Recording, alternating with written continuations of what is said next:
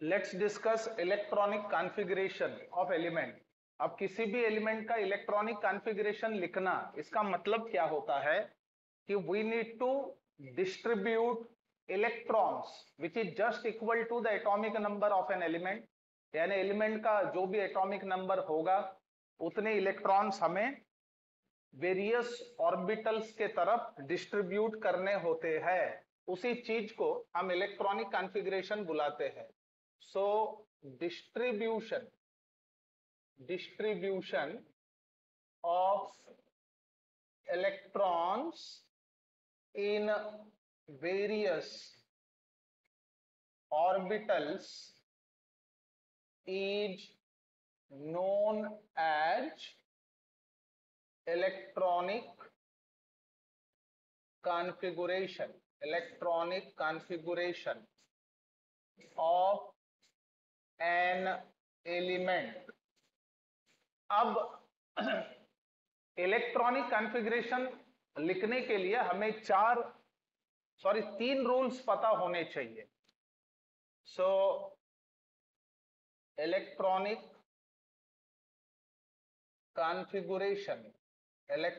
Configuration can be written by using सबसे पहला above principal,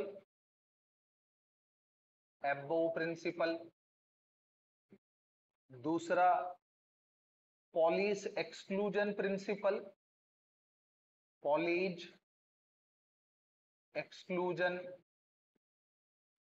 principal and third one is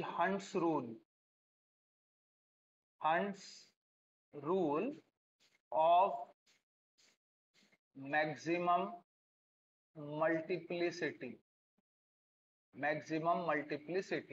So by adopting these rules one can write electronic configuration. So one by one हम इनको explain करेंगे। तो सबसे पहला जो principal हम यहाँ पे देखेंगे वो होगा एबोव प्रिंसिपल। अब यहाँ पे याद रखिए, ये एबोव जो चीज है ये किसी साइंटिस्ट का नाम नहीं है। It is a German word. Aufbau means to build up और टू कंस्ट्रक्ट। सो याद रखें, aufbau is a German word meaning build up or to construct। अब इस प्रिंसिपल के हिसाब से हमें सीक्वेंस मिलता है ऑर्बिटल्स का, जिस आधार पर हम उनको फील कर सके with electrons. So what aufbau principle explains, it gives sequence of various orbitals to fill with the electrons। ये सबसे इंपॉर्टेंट काम है। So this principal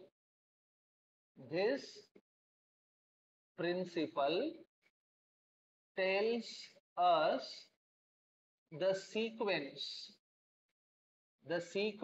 of what? Sequence of orbitals in which electrons are filled। यानी उस sequence के हिसाब से ही हमें फीलिंग करना होता है। सो इलेक्ट्रॉन्स की फीलिंग करते समय हमें कुछ रूल्स फॉलो करने होते हैं। वो रूल्स कुछ इस तरह से है। सो while filling the orbitals with electrons, following rules are to be followed। हमें कुछ रूल्स को फॉलो करने होते हैं जो अब वन बाय वन हम देखेंगे। अब सबसे पहला प्रोग्राम जो हमें याद रखना होगा, so orbitals are filled in increasing order of n+l values. अब n बोले तो प्रिंसिपल क्वांटम नंबर और l बोले तो एजिमुथल क्वांटम नंबर। तो किसी भी ऑर्बिटल को फिल करते समय हमें देखना होगा कि sum of principal quantum number and azimuthal quantum number उसका क्या आ रहा है। तो जो भी n+l वैल्यू होगी ऑर्बिटल की, उसके हिसाब से ही हम डिसाइड कर पाएंगे कि किसको सबसे पहले फिल करना है और किसको बाद में।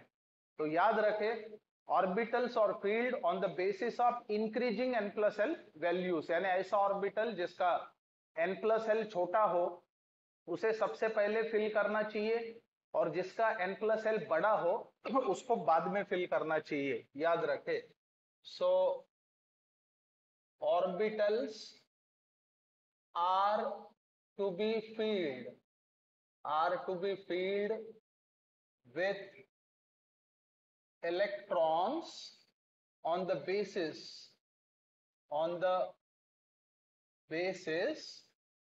of increasing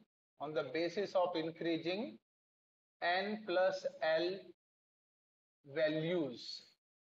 अब इसमें एग्जाम्पल के तौर पे हम बता सकते हैं, consider 3d and 4s orbital. For example, consider 3d and 4s orbitals. अब हमें देखना यह है 3d और 4s में से पहले किसको फिल करना है। तो इसके लिए हमें दोनों का n+l पता होना चाहिए। सो फॉर 3d ऑर्बिटल हम लोग देख सकते हैं इसका n क्या है, n यानी प्रिंसिपल क्वांटम नंबर, डेफिनेटली तीसरे शेल का है इसलिए 3, यानी तीसरे ऑर्बिट में जो d ऑर्बिटल होगा उसका प्रिंसिपल क्वांटम नंबर 3 होगा। एजीमुथल क्वांटम नंबर जो है l d ऑर्बिटल के लिए वो होता है 2। अगर ऐसा है तो इसका n+l क्या होना चाहिए, 5। n+l कितना होना चाहिए, 5 होना चाहिए। अब बात करेंगे 4s ऑर्बिटल की। सो फॉर 4s ऑर्बिटल, अब देखिए 4s ऑर्बिटल के लिए n क्या है। अब 4s का मतलब चौथे ऑर्बिट में का s orbital, that's why n कितना होगा, 4। एंड l s ऑर्बिटल का 0 होता है एजीमुथल क्वांटम नंबर। ऐसे में n+l क्या होना चाहिए, 4। अब देखिए 3d ऑर्बिटल का n+l यानी sum of principal quantum number and azimuthal quantum number क्या आया, 5। और 4s ऑर्बिटल के लिए sum of principal quantum number and azimuthal quantum number क्या आया, 4। तो n+l छोटा किसका है, 4s ऑर्बिटल का है, और 3d ऑर्बिटल का n+l कंपैरेटिवली बड़ा है। That's why we need to fill 4s orbital just before 3d orbital. So thus 4s orbital with n+l equals to 4 is filled before 3d orbital with n+l 5। n+l 5 होने के वजह से ये बड़ा है n+l value, that's why we need to fill 4s before 3d। ये सबसे पहला रूल हमें पता होना चाहिए। अब दूसरी बात, कभी कभी ऐसा हो सकता है कि दो अलग अलग ऑर्बिटल्स के n+l वैल्यूज एक जैसे हो सकते, यानी sum of principal quantum number and azimuthal quantum number same हो सकते हैं। अगर ऐसा हो तो किसे पहले फिल करना चाहिए, तो याद रखना, अगर दो ऐसे ऑर्बिटल्स आए जिनका n+l वैल्यू एक जैसा है, तो ऐसे में हमें उस ऑर्बिटल को सबसे पहले फिल करना चाहिए जिसका प्रिंसिपल क्वांटम नंबर छोटा, यानी n की वैल्यू जिसकी छोटी हो उसे सबसे पहले हम फिल करेंगे। So if two orbitals have same n+l value, then the orbital having lower value of n is filled first। उसको सबसे पहले हमें फिल करना चाहिए। अब इसमें एग्जाम्पल के तौर पे हम बता सकते हैं, consider 3D and 4p orbital for example. Consider 3D and 4p orbitals, इनको कंसीडर करेंगे। सो देखिए, for 3D orbital, 3D orbital के लिए हम देख सकते हैं n कितना है 3, क्योंकि तीसरे शेल का d है। l कितना होता है 2, और n प्लस l क्या होगा, which is just equal to 5। And for 4p orbital हम देख सकते हैं कि n is equal to what 4 and l is equal to 1, thus n plus l comes 5। ये दो ऐसे ऑर्बिटल्स हमने कंसीडर किए जिनका n प्लस l यानी sum of principal quantum number and azimuthal quantum number जो है वो सेम आ रहा है, that is just equal to 5।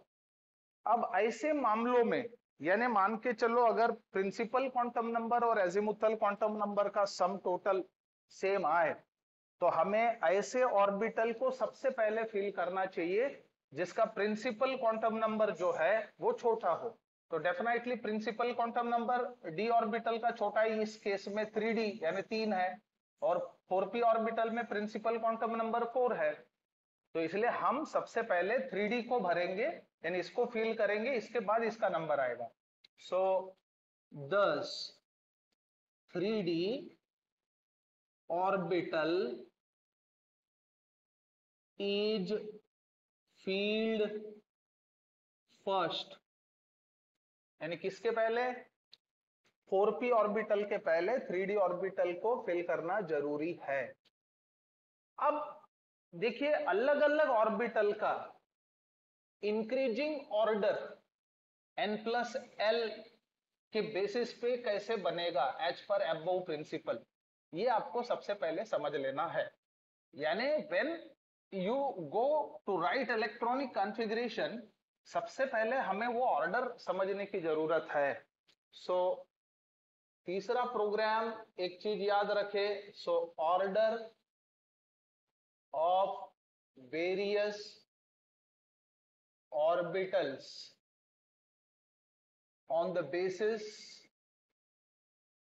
on the basis of increasing n plus l values is. अब देखो ये ऑर्डर आप कैसे बनाएंगे, आपको पता है, आपको एक सीक्वेंस याद रखना है, ये काफी आसान चीज है। देखो कैसे, सबसे कम एनर्जी किस ऑर्बिटल की होती है, एस ऑर्बिटल की। इसके पीछे का कारण भी वही है कि n प्लस l उसका छोटा होता है। s के बाद p, p के बाद d, और उसके बाद f, यानी f ऑर्बिटल की एनर्जी सबसे ज्यादा।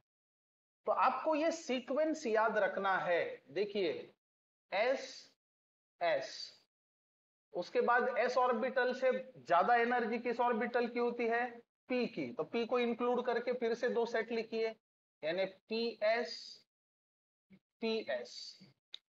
p से ज्यादा एनर्जी किसकी होती है, d की, तो उसको इंक्लूड करके फिर से दो सेट लिखिए, यानी d p s d p s।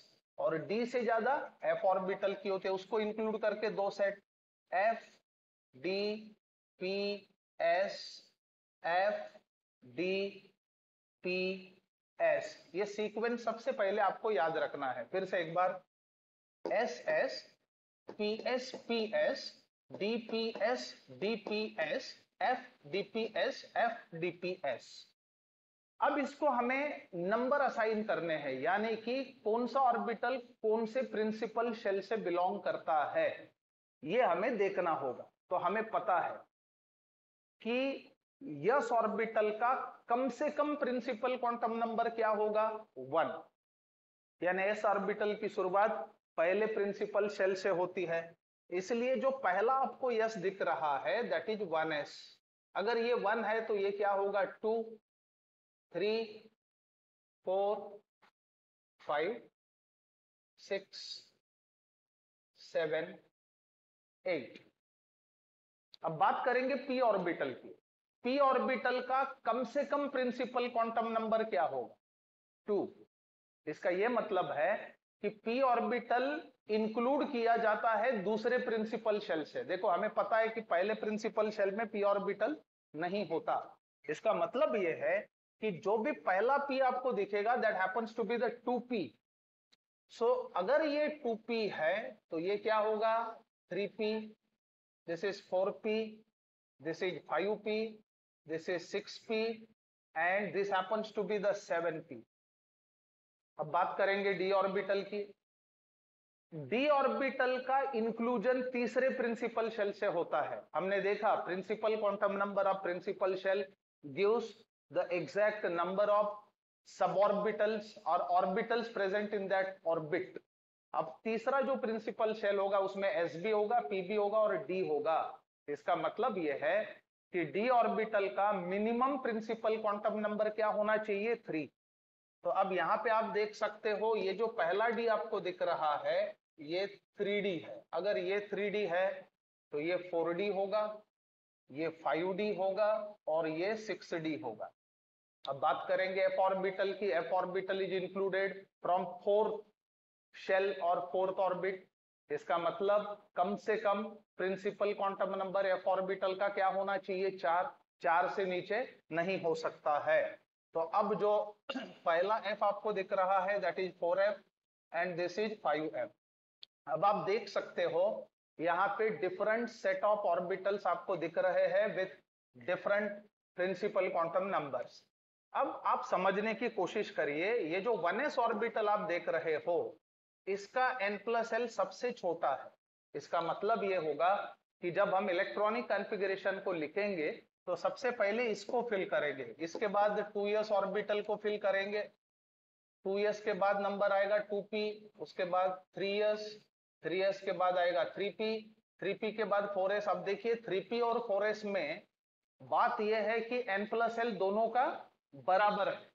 और अभी अभी हमने देखा जब दो ऑर्बिटल का n+l वैल्यू यानी प्रिंसिपल क्वांटम नंबर और अजीमुथल क्वांटम नंबर की एडिशन सेम आए तो ऐसे में आप पहले किसको इलेक्ट्रॉन दोगे?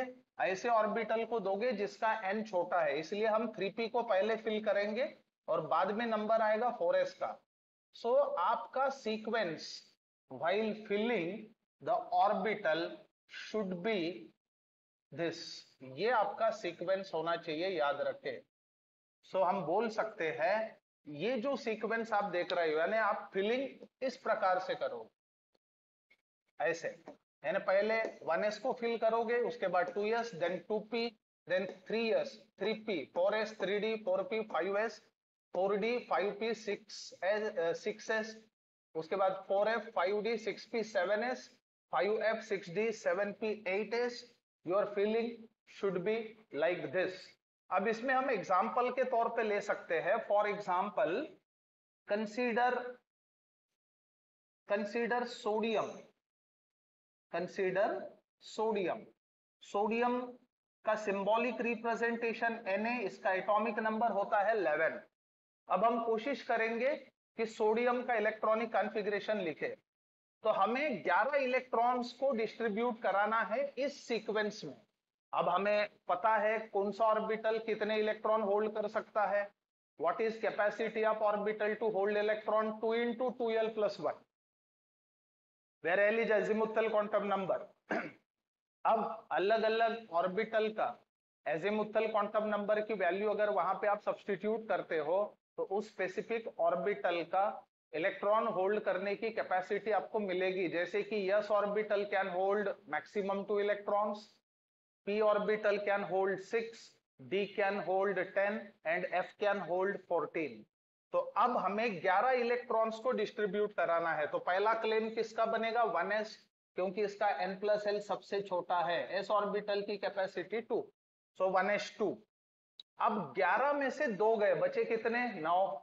अब 1s के बाद किसका नंबर आएगा? 2s। फिर से s ऑर्बिटल की कैपेसिटी कितनी होती है? 2, सो 1s2 2s2। कितने इलेक्ट्रॉन डिस्ट्रीब्यूट हो गए? 4। 11 में से 4 गए, कितने बचे? 7। अब 2s के बाद अगला जो ऑर्बिटल है जो फिल होना चाहिए वो है 2p। सो 2p की कैपेसिटी, पी की कैपेसिटी 6 होती है, 2p6। अब कितने इलेक्ट्रॉन डिस्ट्रीब्यूट हो गए, 2 2 4, 4 और 6 10। हमारा एटॉमिक नंबर कितना है, 11। सो हमारे पास एक इलेक्ट्रॉन बचा है। अब देखिए 2p के बाद अगला नंबर आता है 3s का। वैसे तो s ऑर्बिटल की कैपेसिटी 2 इलेक्ट्रॉन होल्ड करने की होती है, लेकिन हमारे पास एक इलेक्ट्रॉन बचा है, तो जितना बचेगा उतना ही आप देंगे, तो इसको एक इलेक्ट्रॉन दे दीजिए। So this should be the electronic configuration of what, sodium. So 1s2, 2s2, 2p6, 3s1 is electronic configuration of sodium. अब आप देख सकते हो लास्ट इलेक्ट्रॉन यस ऑर्बिटल के अंदर में एंटर हुआ, तो याद रखना लास्ट इलेक्ट्रॉन को हम डिफरेंशिएटिंग इलेक्ट्रॉन कह सकते हैं। सो डिफरेंशिएटिंग इलेक्ट्रॉन और लास्ट इलेक्ट्रॉन कौन से ऑर्बिटल में एंटर हो रहा है, उस स्पेसिफिक एलिमेंट को, उस ब्लॉक का एलिमेंट आप कह सकते हो। अब ये सोडियम के मामले में हम देख सकते हैं कि last electron enters in s orbital, तो यस ऑर्बिटल में एंटर किया, इस वजह से sodium is s block element. Not only sodium, जितने भी अल्कली मेटल्स हैं सबके सब एस ब्लॉक एलिमेंट्स हैं। अल्कलाइन अर्थ मेटल्स जो ग्रुप 2 एलिमेंट्स है वो भी एस ब्लॉक एलिमेंट्स कहलाते हैं। So it was all about aufbau principle. Aufbau principle को यूज करके इस प्रकार से हम इलेक्ट्रॉनिक कॉन्फ़िगरेशन लिख सकते हैं। अब एब्बो प्रिंसिपल के बाद अगला जो प्रिंसिपल हमें पता होना चाहिए in order to write electronic configuration, that happens to be the Pauli's exclusion principle. याद रखिए सिर्फ एब्बो प्रिंसिपल से काम नहीं चलेगा, हमें आगे के भी बातें सीखना होगा अगर हम आइडियल इलेक्ट्रॉनिक कॉन्फ़िगरेशन एलिमेंट के लिए लिखना चाहते हैं तो।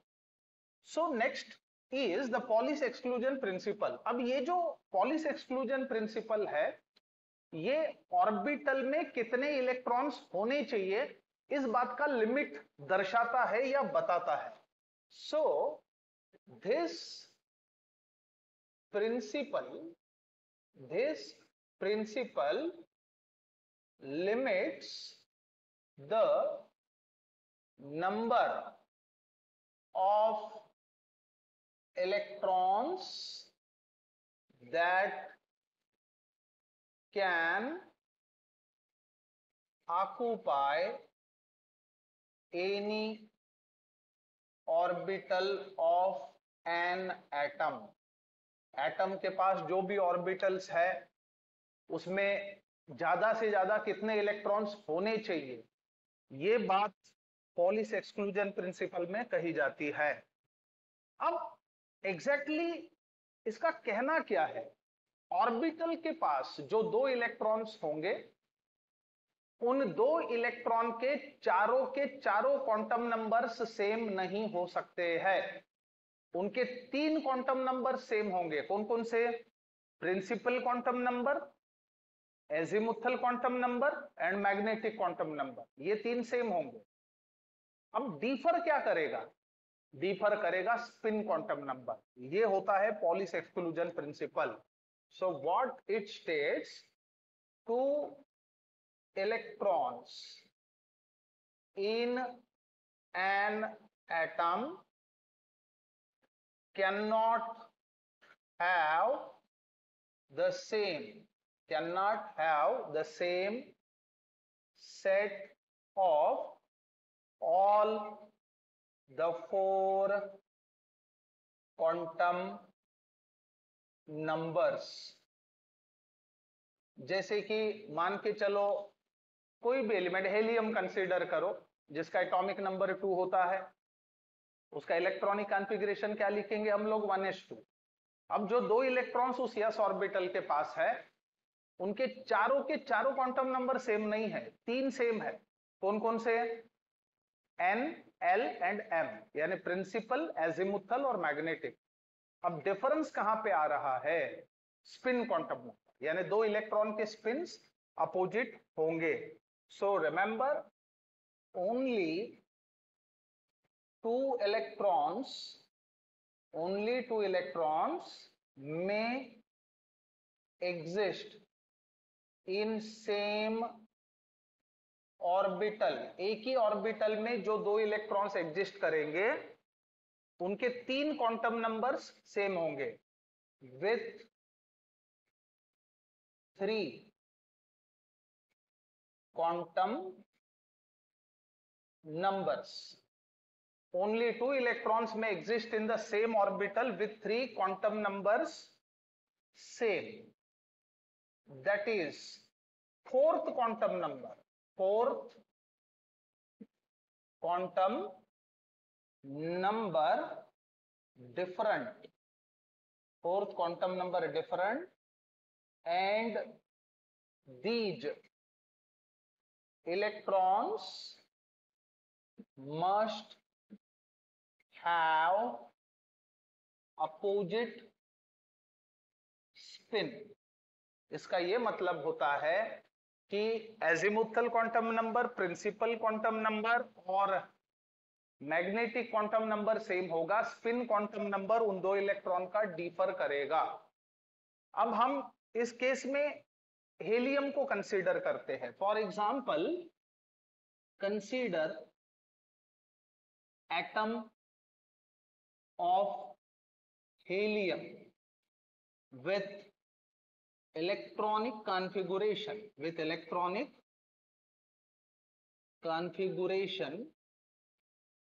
of 1s2. अब 1s2 इसका इलेक्ट्रॉनिक कॉन्फ़िगरेशन है हेलियम का. So the 4 quantum numbers for 2 electrons are. अब इसमें जो दो इलेक्ट्रॉन्स हम देख रहे हैं इनके चारों क्वांटम नंबर्स हम देखेंगे. The 4 quantum numbers for 2 electrons are. अब इसको देखो कैसे हम डिस्क्राइब करेंगे. सो सबसे पहले हम देखेंगे इलेक्ट्रॉन नंबर, क्योंकि दो इलेक्ट्रॉन है तो इलेक्ट्रॉन नंबर 1, इलेक्ट्रॉन नंबर 2, ऐसे हम उसको डेसिग्नेट करेंगे. सो इलेक्ट्रॉन नंबर सबसे पहले, उसके बाद क्वांटम नंबर्स, उनके रेस्पेक्टिव क्वांटम नंबर्स.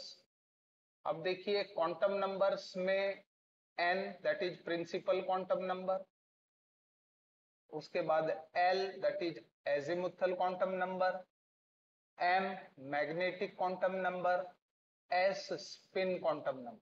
ये चार चीजें हम यहाँ पे कंसीडर करेंगे. उसके बाद set of the values of quantum numbers.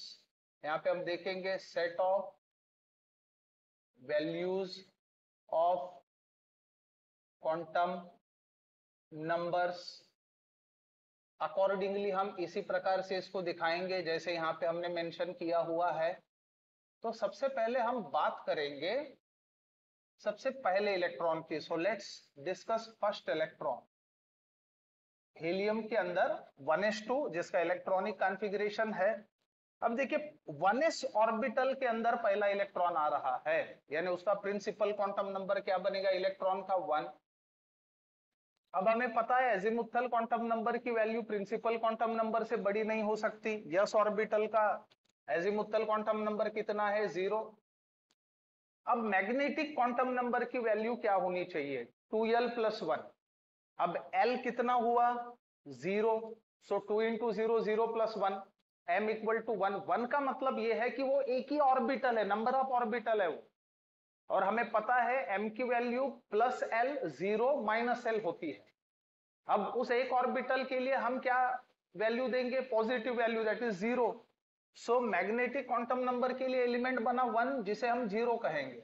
और पहले इलेक्ट्रॉन का जो स्पिन है वो क्लॉकवाइज स्पिन कहलाएगा, दैट इज +½ हमें पता है एक +½ और दूसरा -½ दो ही वैल्यू हो सकती है स्पिन क्वांटम नंबर की. तो सेट क्या बना यहाँ पे, 1, 0, 0, +½ So this is the set of the quantum numbers for very first electron. अब हम बात करेंगे सेकेंड इलेक्ट्रॉन की. सेकेंड इलेक्ट्रॉन जो है वो भी 1s ऑर्बिटल में ही प्रेजेंट है, 1s2. इसका मतलब प्रिंसिपल क्वांटम नंबर क्या बना 1, यस ऑर्बिटल का azimuthal quantum number 0, magnetic quantum number की वैल्यू क्या निकलेगी 2l+1, दैट इज 2 × 0 0+1, यानी एक ऑर्बिटल है, तो आप क्या लिखोगे 0। उसके बाद में स्पिन क्वांटम नंबर -12, तो क्या सीक्वेंस बनता है 1 0 0 -12, ये बन गया दूसरे इलेक्ट्रॉन के लिए हेलियम के अंदर जो प्रेजेंट है। अब हम लोग देख सकते हैं इन दो इलेक्ट्रॉन्स के बीच कॉमन बातें कौन सी है, तीन क्वांटम नंबर कॉमन है, कौन से, n l एंड m। देखो 1 0 0 1 0 0, डिफरेंस कहां पे आ रहा है, स्पिन क्वांटम नंबर में, पहला जो इलेक्ट्रॉन है उसका स्पिन +12, दूसरे का -12। सो इससे हमें पता चलता है thus two electrons in the same atom have different set of quantum numbers according to what, Pauli's exclusion principle. So thus according to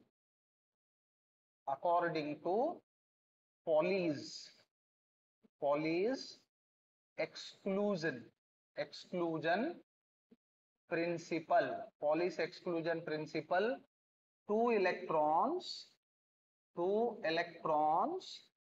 in the same atom have different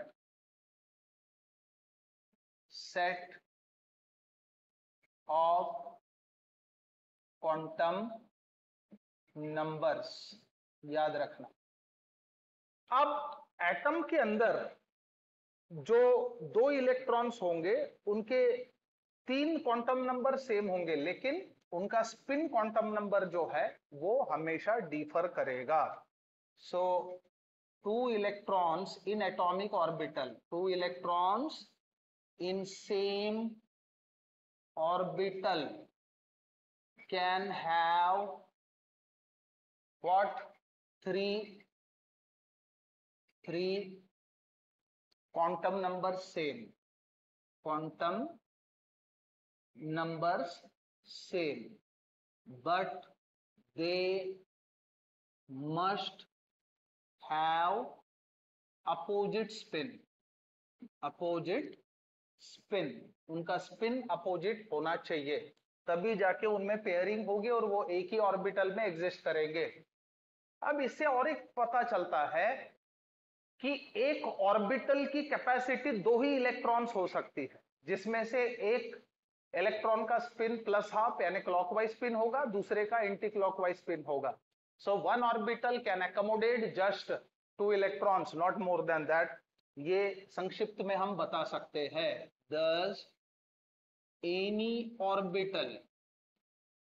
orbital can accommodate only two electrons with what, opposite spin, with opposite spin.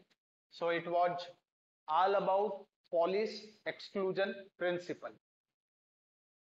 अब Pauli's exclusion principle के बाद अगला जो rule हमें पता होना चाहिए in order to write electronic configuration, that happens to be the Hund's rule of maximum multiplicity. अब देखिए हंट्स रूल क्या बताता है, सबऑर्बिटल्स में किस प्रकार से इलेक्ट्रॉन की फिलिंग होनी चाहिए, ये चीज हमें हंट्स रूल बताता है। जैसे हमें पता है p orbital can accommodate maximum 6 electron, लेकिन p ऑर्बिटल के सब ऑर्बिटल्स कितने होते हैं, 3। कैसे, px py pz। अब मान के चलो p3 कॉन्फ़िगरेशन आता है, तो हंट्स रूल हमें बताता है कि सबसे पहले जितने भी सब ऑर्बिटल्स है उनको एक एक इलेक्ट्रॉन दीजिए, और अगर आपने उनको एक एक इलेक्ट्रॉन दे दिया और बाद में अगर कुछ बचता है इलेक्ट्रॉन, तो देन स्टार्ट पेयरिंग। पहले से आप पेयरिंग नहीं कर सकते, पहले हमें एक एक इलेक्ट्रॉन देना होगा। So this is Hund's rule. So ये कब वैलिड है, याद रखना, when several orbitals of equal energy are available, then electron first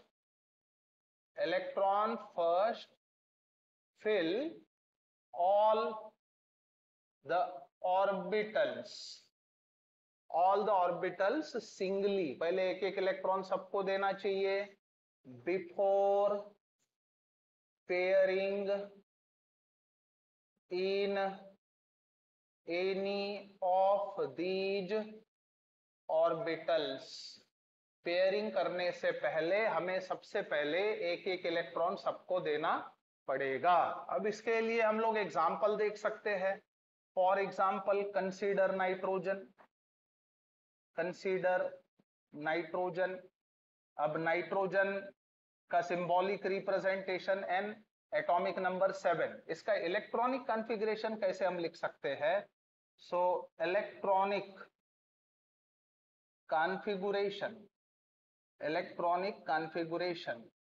of nitrogen is, so nitrogen atomic number 7, electronic configuration 1s2 2s2 2p3, 2 2 4 और 3 7। अब ये एज पर अबोव प्रिंसिपल हमने लिखा। अब हमें पता है यस ऑर्बिटल की कोई बात नहीं, it has just one orbital, but p orbital has 3 sub orbitals. हमें उन सब ऑर्बिटल का सोचना है। p के पास ओवरऑल कितने इलेक्ट्रॉन्स है? 3। तो हमें क्या चाहिए? सबसे पहले सब ऑर्बिटल्स को एक एक इलेक्ट्रॉन दे। तो देखिए बॉक्स डायग्राम्स किस प्रकार से हम लोग दिखा सकते हैं, बॉक्स डायग्राम्स। सो यहां पे 1s2, तो 2 इलेक्ट्रॉन्स जिसमें से 3 क्वांटम नंबर सेम, चौथा स्पिन क्वांटम नंबर जो है वो डिफर करेगा। उसके बाद 2s2, इसका भी सेम आलम है।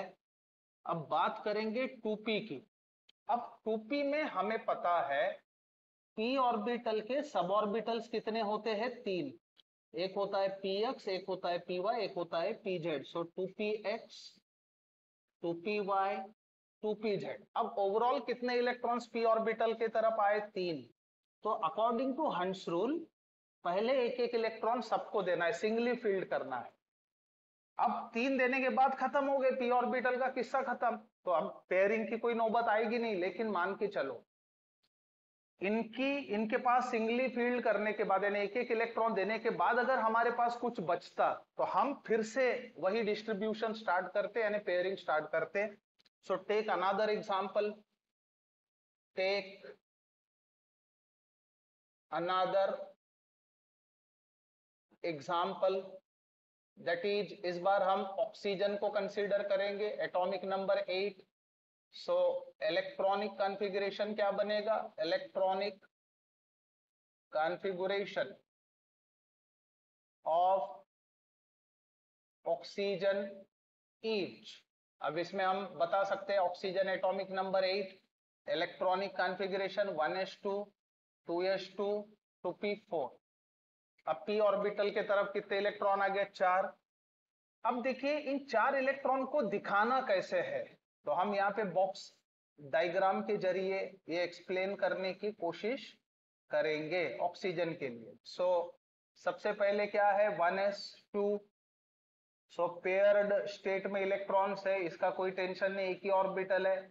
2 इलेक्ट्रॉन जिसका एक जो इलेक्ट्रॉन है उसका पैरेलल और दूसरे का एंटी पैरेलल स्पिन होगा। 2s2, सो एक ऑर्बिटल के अंदर जो 2 इलेक्ट्रॉन्स होंगे उनके चारों क्वांटम नंबर सेम नहीं हो सकते, अभी अभी हमने देखा। तो स्पिन क्वांटम नंबर डिफर कर रहा। अब बात आती है p ऑर्बिटल की। देखिए p orbital can have 3 different orbitals, जिसको हम px py pz ऐसे नाम देंगे। p ऑर्बिटल के पास कितने इलेक्ट्रॉन है? 4। उन 4 इलेक्ट्रॉन का अब कैसा लेखा जोखा होगा अकॉर्डिंग टू हंस रूल? पहले तो हमें एक एक इलेक्ट्रॉन बांट लेना है सभी सब ऑर्बिटल के तरफ, एक एक एक, सबको एक एक इलेक्ट्रॉन मिल गया। लेकिन हमारे पास 4 थे तो 3 ही डिस्ट्रीब्यूट हो चुके हैं। सो फोर्थ इलेक्ट्रॉन जो है वो फिर से आप डिस्ट्रीब्यूट करने की कोशिश करेंगे तो वो इसके हिस्से में आएगा. सो अकॉर्डिंग टू हंस rule, what the electronic configuration of oxygen is likely to be this, यानी 1s2 2s2 2px2 2py1 2pz1. लेकिन यहाँ पे नाइट्रोजन में क्या हुआ था, 2p3 था, तो एक एक एक px py pz को देने के बाद किस्सा खत्म हो गया. तो अगर मान के चलो फ्लोरीन हम लिखे रहते जिसका एटॉमिक नंबर 9 है, तो फिर से इसके पास एक इलेक्ट्रॉन आया रहता है ना, पहले एक एक देने के बाद then start pairing. So it is Hund's rule of maximum multiplicity. So using Pauli's exclusion principle, सबसे पहले तो aufbau principle which is more important, then Pauli's exclusion principle, and third one Hund's rule of maximum multiplicity. ये तीन rules को use करके हम सभी elements के इलेक्ट्रॉनिक कॉन्फ़िगरेशन लिख सकते हैं.